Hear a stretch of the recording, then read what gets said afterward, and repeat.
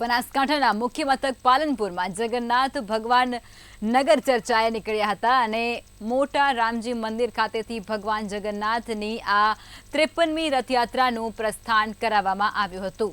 ત્યારે ભક્તોની ભારે ભીડ પણ જોવા મળી હતી અને પાલનપુરના ધારાસભ્ય અનિકેતભાઈ ઠાકર દ્વારા આ રથયાત્રા છે તેનું પ્રસ્થાન કરાવવામાં આવ્યું હતું, જેમાં હાથી, ઘોડા અને બગીચાઓમાં ભગવાન જગન્નાથ સાથે જ ભાઈ બલરામ અને બહેન સુભદ્રા સવાર થઈ અને પાલનપુર શહેરમાં નગર ચર્ચા માટે નીકળ્યા હતા। પાલનપુરમાં શ્રી રામ સેવા સમિતિ દ્વારા આ રથયાત્રાનું છેલ્લા 53 વર્ષથી આયોજન કરવામાં આવે છે।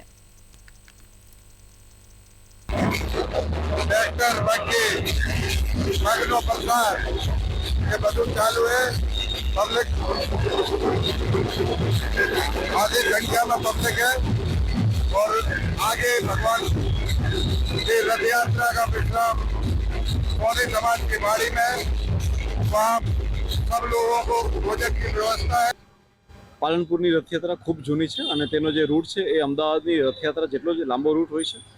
આ રથયાત્રાને લઈને બનાસકાંઠા પોલીસ દ્વારા ચુસ્ત બંદોબસ્ત ગોઠવવામાં આવ્યો છે। રથયાત્રા આશરે 16 થી 18 કિલોમીટર જેટલી લાંબી હોય તેને અલગ અલગ સેક્ટરમાં વહેંચી દેવામાં આવી છે અને દરેક સેક્ટરનું સુપરવિઝન પીઆઈ અને પીએસએ કક્ષાના અધિકારીઓને આપવામાં આવેલું છે।